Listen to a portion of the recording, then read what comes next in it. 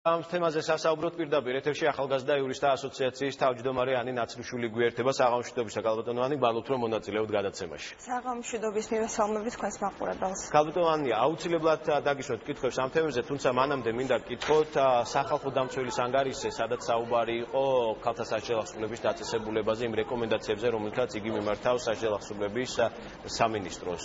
Როგორ ფიქრობთ, არის თუ არა არგუმენტირებული უჩანანუაშვილის ეს რეკომენდაციები გამომდინარე იქიდან, რომ დღეს მინისტრმა განაცხადა, რომ მისთვის მისაღებია არგუმენტირებული რეკომენდაცია. ძალიან სენსიტიური საკითხია, მე უსმენდი ყურადღებით ქალბატონ ნესტანს. არ მინდა ნამდვილად რომ ეჭვი შევიტანო სასჯელახსრულების რომელიმე დაწესებულების ხელმძღვანელობის თუ კონკრეტული თანამშრომლების კეთილგანძრახვებში.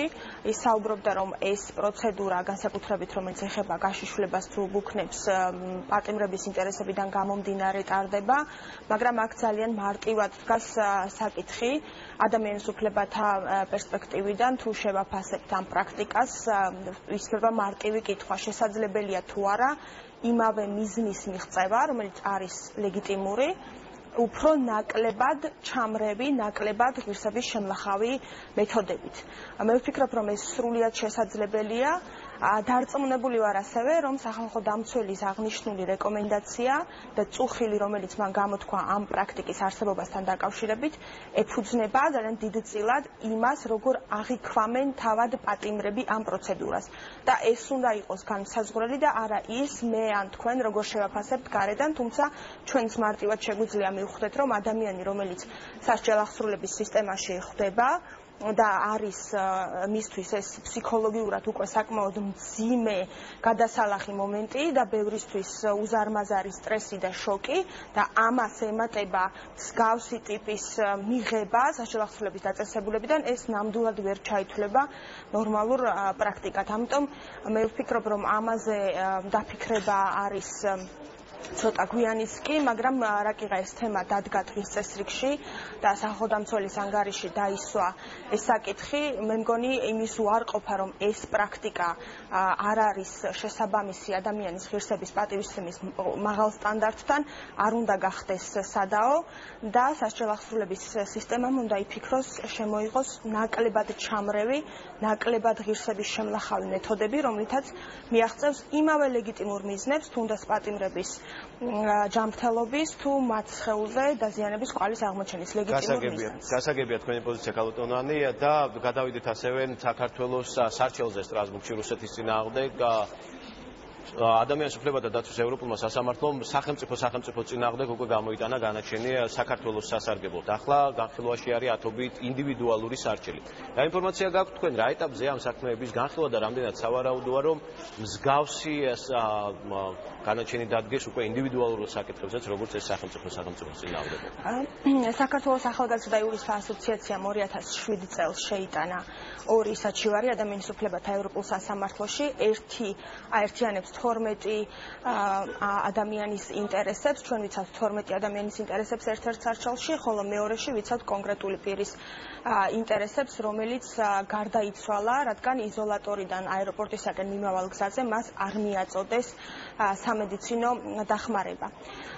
ამ საკითხებთან დაკავშირებით ჩვენი საჩივარი გაგზავნილია და ჩვენ უკვე მომავალ კვირაში ველოდებით რუსეთის სახელმწიფოს მხრიდან ინგლისურენოვან მოსაზრებებს, რომელზეც შემდეგ საიას ექნება შესაძლებლობა, რომ წარადგინოს თავისი პოზიცია.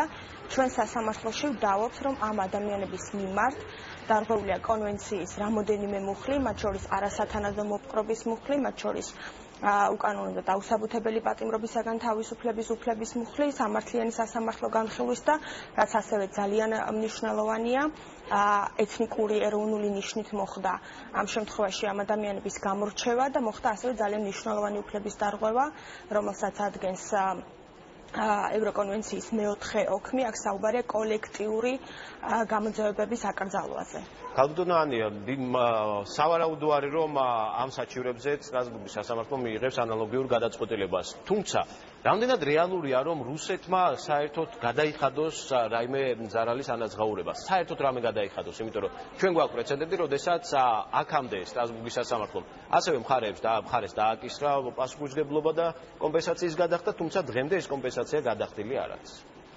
გეთანხმებით, რომ აღსრულების ნაწილში სტრასბურგის სასამართლოს აქვს გარკვეული სირთულეები, სხვა საქმეების მაგალითებიდან რომ ვიმსჯელოთ, თუმცა აქ არის ორი საკითხი. ერთი, თავად დარღვევის დადგენა არის უკვე ძალიან მნიშვნელოვანი გამარჯვება. მე მესმის, რომ ამ ადამიანებისთვის ძალიან მნიშვნელოვანია მატერიალური ზიანის ანაზღაურებაც და იმ ფსიქოლოგიური ზიანის ანაზღაურებაც, რომელიც მათ მიიღეს ამ ძალიან არაადამიანური ფორმებით უსამართლო დეპორტირების დროს, თუმცა თავად ფაქტის დადგენაც ხშირად ძალიან მნიშვნელოვანია, მათ შორის იმისთვის, რომ მსხვერპლს, დაზარალებულს დაერქვას თავისი სახელი.